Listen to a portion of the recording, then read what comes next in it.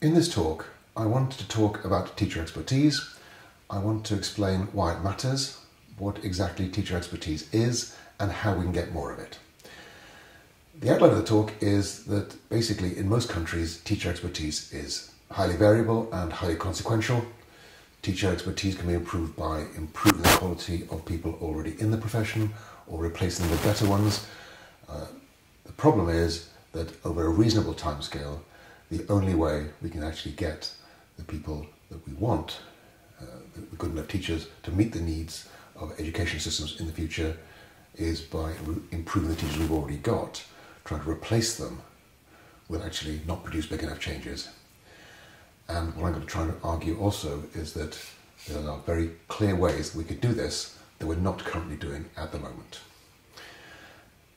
And I want to start by talking about some attempts that have been recently made to encapsulate what research is showing about education.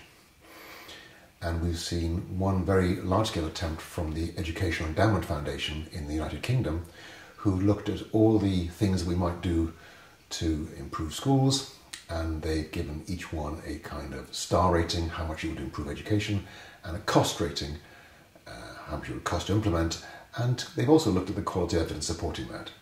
And so you find that, for example, that feedback, self-regulated learning come up very high on the list, and, for example, things like teaching assistants come out very low on the list. Ability grouping actually has a negative effect in the Educational Endowment Foundation's toolkit for teachers. And I've encapsulated the summaries of the toolkit on slides 3, 4 and 5. And what it shows is that some of these things might have a substantial effect on learning, maybe an extra 8 months learning per year, and some might have a 0 or even a negative effect, as much as losing a month's education per year. But the problem is that these are all averages. And there's another problem with educational research, which is that educational research never tells you what might be, only what has been. People often obsess about the educational research dilemma. How do we get educational research to be more effective? People often ask, what works in educational research? And that's the wrong question, because in education, everything works somewhere and nothing works everywhere. So what's important to understand is under what conditions does this work? And that is by no means straightforward unless you have very good details of the research that you're summarizing. So for example, feedback comes out on the top of the most lists of what could be done to improve education. But the problem is that not all feedback is effective. If you take probably the best known review of the research on feedback was conducted by Kluger and Denisi, and it was published in 1996. And in it, they published their conclusions after reviewing over 3,000 research reports on the effects of feedback. They went back to 1905 and tracked down a copy of every single research report they could find on the effects of feedback. So they covered a 90-year period from 1905 to 1995. What they found was that in many of these studies, there wasn't a control group. People were actually measured before and after giving the feedback. And of course, the reason that's a problem is because the improvement might well have happened without the feedback. In some of the studies, the feedback wasn't the only thing that was changed. Other things were changed, and therefore you couldn't be sure that the improvement was caused by the feedback rather than one of the other things that had been changed between the experimental and the control group. In other studies, there were very few participants. So, for example, many medical studies in feedback in medical education, there were only 2 or 3 individuals involved, and that is a real problem because then errors of sampling are really significant. In some of them, performance was estimated qualitatively rather than quantitatively, and even in others where it was estimated quantitatively, not enough details of the size of the improvement were given to allow an effect size to be calculated. What Kluger and Denisi discovered, perhaps to their surprise, was only 131 out of the studies, out of the 3,000 studies they reviewed, were actually well enough designed and conducted to be worth trusting. What they were even more surprised to discover was that although on average feedback did have a positive impact on achievement, in 50 out of the 131 studies, the feedback had a negative effect. The feedback actually made people go backwards in their learning. This is one of the most counterintuitive results in all of psychology. In every single one of these studies, the feedback was designed to improve performance, but in fact, it had the effect of reducing it. Now, the reason this study is so important is it shows that just adopting a label like feedback, saying that feedback will work, is misguided. Because if the feedback studies that we actually put into practice are the ones that actually reduce student achievement, then by improving or increasing the amount of feedback that we give, we might actually make things worse. So what the research shows very clearly, I think, is that we have to understand why these things are working. We have to get underneath that. And in particular, teachers have to be able to decide when to give feedback in a particular way and when to give it in a different way. Kluwer and Denisi pointed out that when you give people feedback, there are 4 things that can happen. The recipient of the feedback can change their behaviour, they can change the goal, they can abandon the goal, or they can reject the feedback. Now, it's not obvious which of these is good and which of these is bad. For example, if feedback, if the measurement shows that the learner is falling short of the goal, then what we want them to do is to change the behaviour. We want them to increase effort to try to reach the goal. But of course, if the feedback is showing that they've already surpassed the goal, we don't want them to change their behaviour, because that would actually result in them working less hard. They would ease off. What we want them, of course, to do is to change the goal. We want them to set a higher goal. We don't want people who are falling short of the goal to change the goal. That would mean setting an easier goal. I was going for an A, but I'll settle for a B. The other 2 kinds of responses to feedback: abandoning the goal, when students say maths is stupid, or they might even reject the feedback. My maths teacher is stupid. So what's interesting about feedback is that there are 8 things that can happen when we give students feedback, and 6 of them are bad. And the only way you can work out whether, in advance, whether this is going to be effective is by knowing the students. If the teacher doesn't know the student, they don't know when to push and when to back off. And equivalently, if the student doesn't trust the teacher, the student isn't going to invest the effort in taking on board the feedback if they think that the teacher isn't giving feedback that's worth them paying attention to. The point in all this is that feedback works in the presence of a powerful, strong relationship between the student and the teacher. And therefore, just mandating feedback is likely to be ineffective. Teachers can't be treated as intellectual navvies who are, in Lawrence Stenhouse's memorable phrase, told where to dig, but not told why they're digging in that particular place. Because in education, things can never be implemented in exactly the way you'd like, and therefore people always have to make adjustments. And if teachers don't understand why they're doing things, then they can't make adjustments that are likely to preserve the learning. So that's why teacher quality is so important. Teacher quality, I think, is now becoming well established as the critical variable in many, if not most, education systems. There are some education systems that have such high teacher quality that the variability is not an issue, and that's obviously a lovely situation to be in. But in most education systems, teacher quality is variable and it matters. And this has been a real breakthrough in education research over the last 20 years. We've got a number of studies now that show that the better the teacher you have, the more you learn as a student. The estimates of the relationship, the correlation between student learning and teacher quality are shown on slide 10. And some estimates are as low as 0.1 for the correlation, others are as high as 0.2 or even 0.25. But the important point is that this is a substantial correlation. When your teacher is better, you learn more. And that's a huge breakthrough, because for many years we thought the teachers were a commodity. We could treat teachers as interchangeable. If we lose some teachers, we can replace them with other ones that will be equally good. And it turns out that's not the case.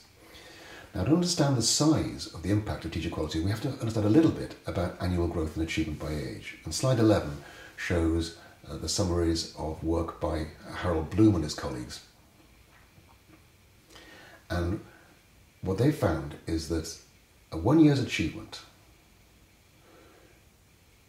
is about 0.1 standard deviations for students in the early years of school. But as students get older, the rate of learning seems to slow down, because the population seems to get more spread out. High achievers learn very quickly, low achievers seem to learn less quickly, and there's no doubt that by the time the students are, say, 10 or 11 years old, the annual growth is only about 0.4 standard deviations per year. So if we assume a middle effect here for across the whole of secondary and primary or elementary schooling, if we assume that the average rate of increase of student achievement is 0.3 standard deviations, and we choose a middling value of the correlation between teacher quality and student achievement of, say, 0.15, what that means is that if you're taught by a good teacher, and by a good teacher I mean 1 standard deviation above the mean, you will learn 50% more than if you're taught by the average teacher. And if you're taught by an outstanding teacher, by which I mean 2 standard deviations above the mean, then you will actually learn 100% more. It's also worth noting that certainly in the younger years, children make progress just through being alive, through maturational effects. One study estimated that the maturational effects were at least 1/3 of the growth that students made, and therefore the really weakest teachers are getting credit for the maturational effects to which they're not really contributing. But the big takeaway is that in the classrooms of the best teachers, say the best in a group of 50, students are learning at twice the rate that they would be with an ordinary teacher, an average teacher, and in the classrooms of the least effective teachers, those students are learning at half the rate. So in the classroom of the best teachers, students are taking 6 months to learn what an average teacher would take a year to teach students, and in the classrooms of the least effective teachers, that same learning will take 2 years. And parenthetically, but also very importantly, in the classrooms of the most effective teachers, students from disadvantaged backgrounds appear to make as much progress as those from advantaged backgrounds. And some studies, like the work of Slater and others at the University of Bristol, have found that in the classrooms of the best teachers, achievement gaps actually close. So if you're talking about the best teachers, they actually close the achievement gaps. Students from disadvantaged backgrounds make more progress than those from advantaged backgrounds. It's closing the achievement gap. They contribute more to those students' learning. So we know that teachers make a difference. But what is it that makes the difference in teachers? In particular, can we predict whether a teacher will be a good teacher by looking at their qualifications, by looking at value added, or should we look at teacher observation? Well, let's look at teacher qualifications.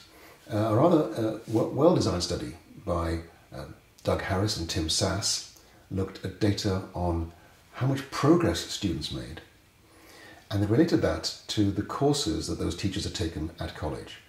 Did they have a course in education? Had they studied the subject they were teaching in school? Had they studied that at college to a high degree, and so on? And they looked separately at high school, middle school and elementary school teachers, and they looked at performance in mathematics and in reading. And what they found, shown on slide 15, is that actually there's very little relationship between the course taking or the qualifications a teacher has and how much progress their students made. And there's some quite surprising findings. So if you taught mathematics in a high school by a teacher with advanced mathematics courses, you actually learn less than if you're taught by a teacher without those qualifications. And also, if you're taught by a teacher with high SAT scores or aptitude test scores, then for mathematics in high school, it appears that you would actually learn less. Because of the number of blanks here, I wouldn't overinterpret any of the cells in this particular table. The big takeaway is that there's hardly any systematic relationship between teacher qualifications and student progress, and that has been amply demonstrated by many studies.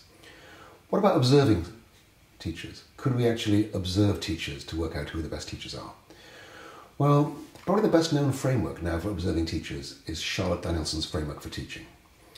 And this is an extraordinary achievement. For many years, we didn't know what it is that the best teachers do.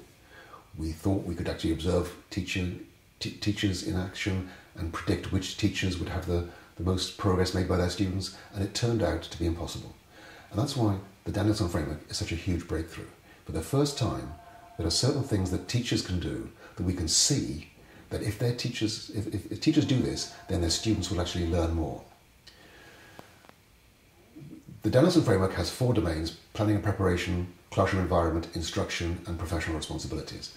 The work of the Consortium on Chicago Schools Research by Sartain and others has shown that the first and the fourth domains don't actually contribute very much. So if you're taught by a teacher who scores high on those, then you won't probably learn very much more than if you're taught by a teacher who scores average or even low on those domains. But for the first time, we've got evidence that when you're taught by a teacher who scores high on domain 3, instruction, and domain 2, classroom environment, you will actually learn more. If you look in detail at domains 2 and 3, the breakdowns of those domains as shown in slide 18, you can see that they actually address a number of things that obviously we'd expect to correlate systematically with student progress. But the real important thing about the Danielson framework is that we have now been able to train observers to implement this so that they actually come away with reliable ratings which can then predict student achievement. And this is what the Consortium for Chicago Schools Research did. They observed teachers and then they systematically linked this to the progress that students made. And what they found is that the higher the teacher was rated on the Danielson framework, the more their students learned. So slides 19 and 20 show the relationship for reading and mathematics, and it shows that basically if your teacher is unsatisfactory on those ratings in the Danielson framework, you will learn less than if you're taught by a teacher who is distinguished. The vertical axis in slides 19 and 20 is that provided by the researchers, and it's not particularly interpretable. So on slide 21, I've actually changed the axes to be percentage increase in the rate of student achievement. So if you're taught by a teacher who scores high on the Danielson framework, in particular in the distinguished category, you will learn about 30% more than if you're taught by a teacher who scores low in the unsatisfactory category on the Danielson framework. And that's an important finding, I think, that if you're taught by a teacher who scores high on this framework, you will learn 30% more. But don't forget, earlier I pointed out that the best teachers are 4 times as productive as the least effective. In other words, the best teachers are 400% more productive than the least effective. So although the Danielson framework is an extraordinary achievement and a huge breakthrough in relating classroom progress to observable teacher behaviours, it turns out that it captures less than 10% of teacher quality. What about other systems? Well, Heather Hill and her colleagues at Harvard have looked at this in terms of how many observations you would need to get a sufficiently reliable indicator of how good the teacher was. And what they've shown is that if you wanted a reliability of 0.9, which we would generally require for a student test, let alone a test to decide whether we should fire a teacher or not, she's estimated that we would need to see a teacher teaching 6 different classes, and for each class to be observed by 5 different observers independently making their own judgments before we get a reasonably reliable judgment of that teacher's quality. So the big takeaway from this is that although we know that teachers make a difference, it seems to be very difficult to observe what it is that the best teachers are doing differently. It's not very surprising in a way. I mean, if I showed a 30-second clip of a football game and asked somebody to predict the final score, most people regard that as very stupid. It's impossible to predict the final score of a football game just by watching a 30-second clip. But that's not very different from expecting somebody to watch a teacher for an hour and on the basis of that hour predict what the students will learn in 180 or so hours in a secondary school with that teacher, or the 800 hours the students will spend with that teacher in a typical elementary school or primary school. So we know that the most highly rated teachers are 30% more productive than the lowest rated teachers. But we know the best teachers are 400% more productive than the least effective. So the best observation schemes we have don't seem to capture much of teacher quality. And the real problem with this, of course, is that when authorities use these schemes to give teachers bonuses or promotions, there's a danger that teachers will game the system. They will ape features of the framework to improve their ratings on the framework and actually won't get any better, or may conceivably get worse. But they'll get pay rises because the system has encouraged them to adopt the framework, even though that might not be what they're doing particularly effectively in their own classrooms. As an alternative, of course, people have suggested value added as an alternative. And at its face, of course, it seems obvious that value added must be an improvement on just looking at raw scores. We know that in countries like the US or the UK, factors outside the school's control account for at least 90% of the variation in student achievement. So holding students or teachers or schools accountable for final results when they control very little of the variation in that seems wrong. So that's why people have actually battened onto value added as a solution. And there's no doubt that value added is much better than raw scores, but it's important to remember that even value added is not a panacea that is often being touted. And a recent study by Goldhaber and his colleagues have actually exemplified this in a very stark fashion. What they did was they estimated the value added of teachers, and they used two models for doing this. The two models were equally defensible. This is important. The two models were both perfectly correct models for describing the data in this particular situation, and there was no basis for choosing one or the other. What they found when they grouped teachers into quintiles, the top fifth, the next fifth, the middle fifth, the next fifth, and the bottom fifth, when they grouped teachers into quintiles on both of these models, they found that 9% of the teachers who were rated as the best teachers by one model were actually rated as the worst in the other model. So two equally justifiable, defensible ways of calculating teacher value added. But 9% of the teachers produced ratings in the top fifth on one model and in the bottom fifth on another model. So it shows that value added isn't the panacea that many people think it's going to be. And it's also important to realise that when you look at value added, we find that the best teachers, those ones in the top quintile, don't actually improve very much. This has been shown by the work of Atterbury and others, and the slide is shown, slide 26 shows the detail here. So what it shows is that in terms of value added, the teachers who begin very strongly in the top fifth don't actually get any better over their first 5 years of teaching, but the teachers who start in the bottom actually improve quite quickly. And there's a convergence. Now, these studies didn't actually follow them through for more than 5 years, so we can't be sure that there would be an ultimate convergence or not, or whether the best teachers will always be best. But it does suggest that early performance in teaching doesn't predict very strongly how well you'll be as a practitioner, how good you'll be as a practitioner later on in your career. And this is borne out in slides 27 and 28, which shows the correlation between initial performance and later performance in the teaching of mathematics and reading.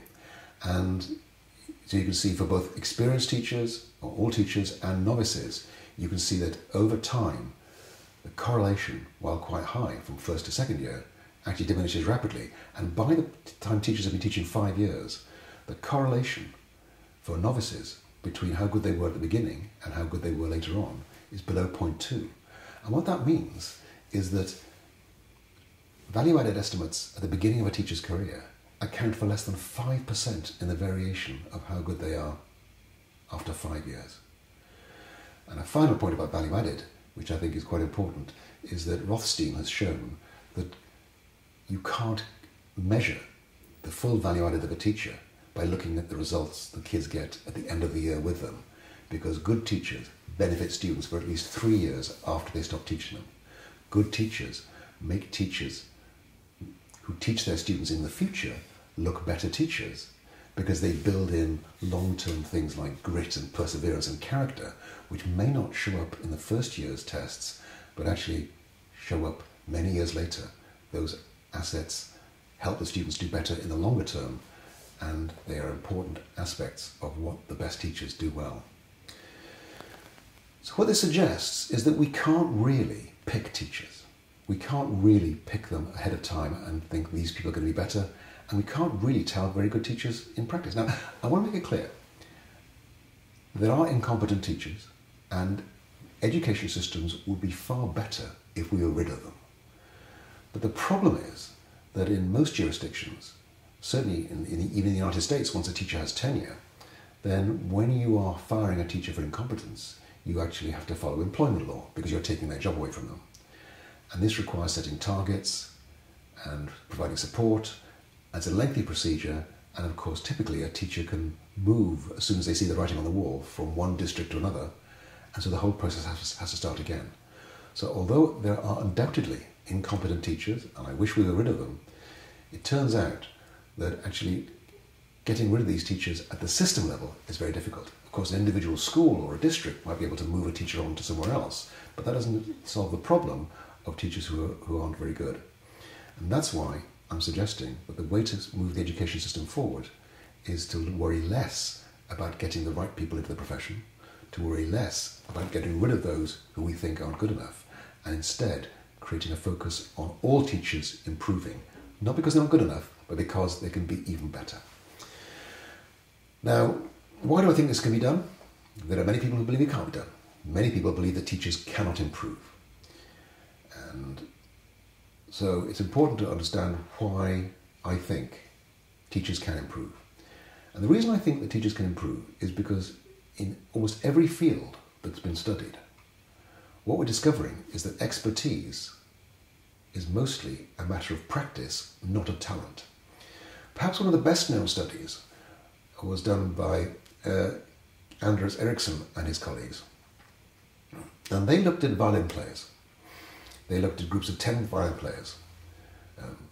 One's identified by their teachers as having the capacity to be the best players, outstanding players. Another group of 10 who thought could be good, but maybe not outstanding.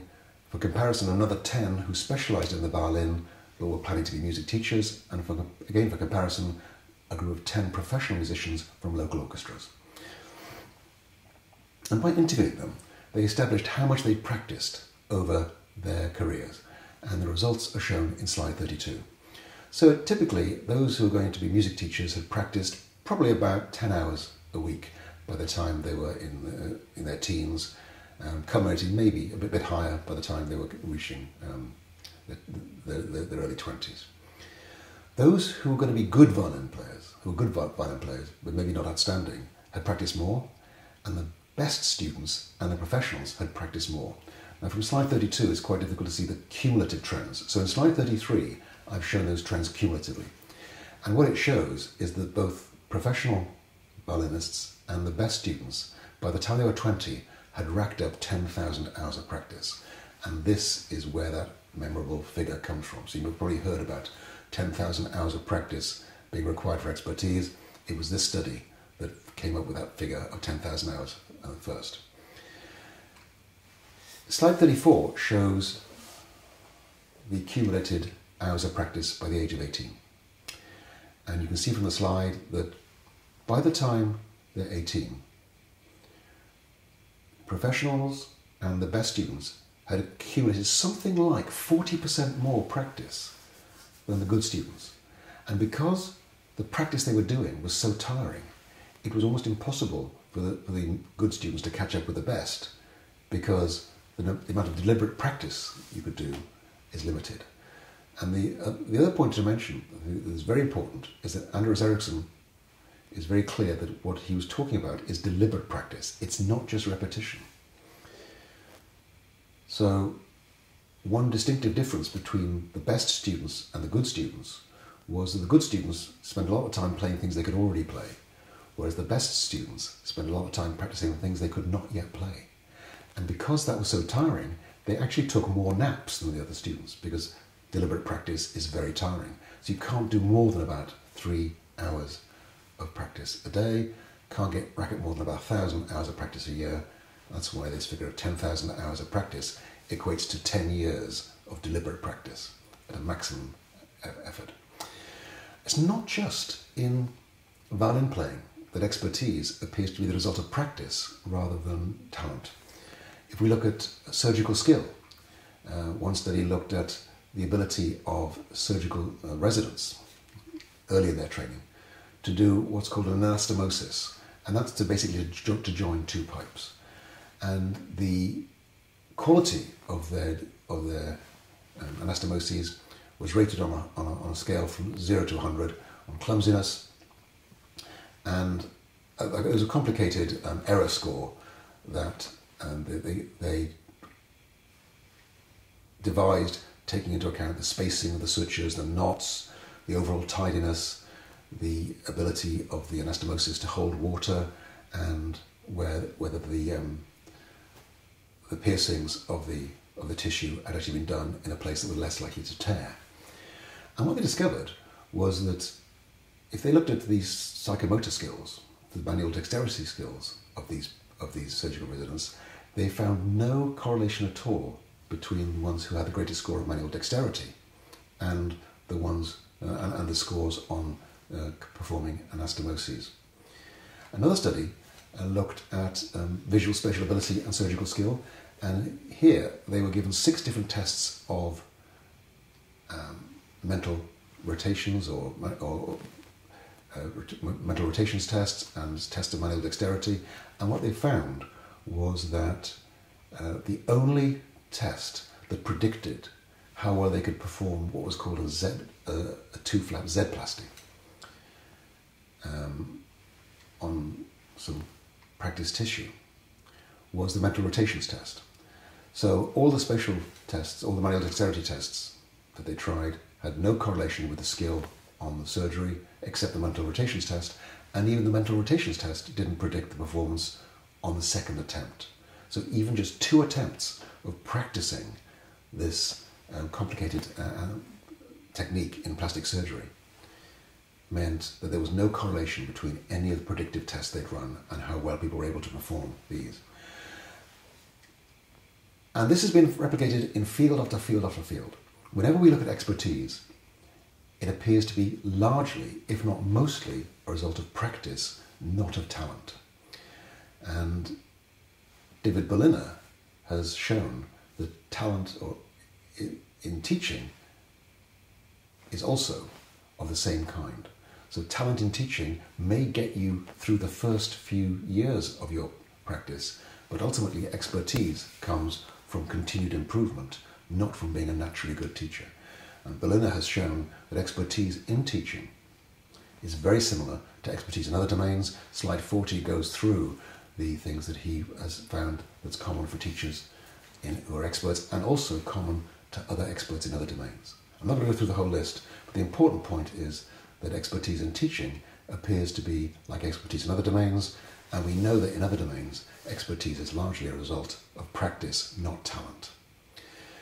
Anders Ericsson sums it up like this. He says that elite performance is the result of at least a decade of maximal effort to improve practice, improve performance through an optimal distribution of deliberate practice. And he points out that deliberate practice is effortful, it's tiring, it can't be carried out for more than a few hours per day. And the other point is it's not inherently enjoyable.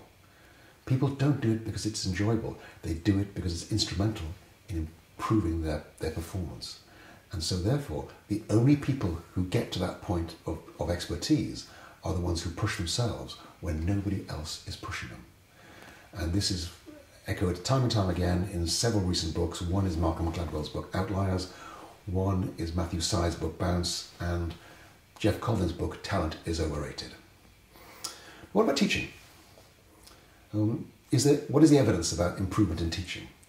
Well, it shows that right now most teachers improve very rapidly in their first couple of years, as the graphics in slide 43 show.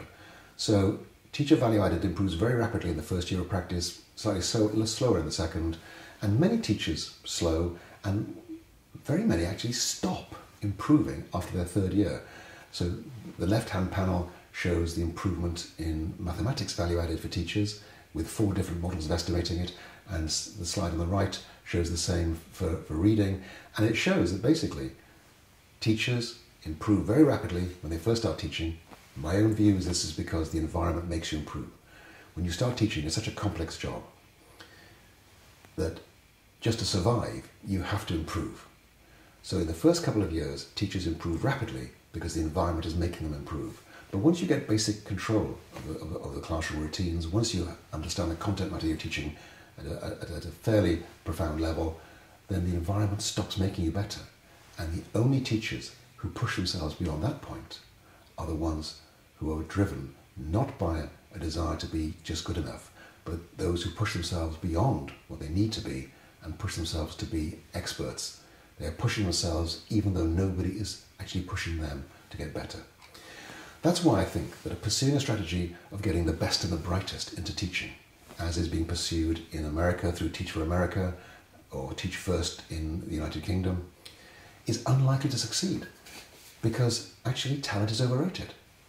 Most teachers slow, and many actually stop improving after 3 years in practice.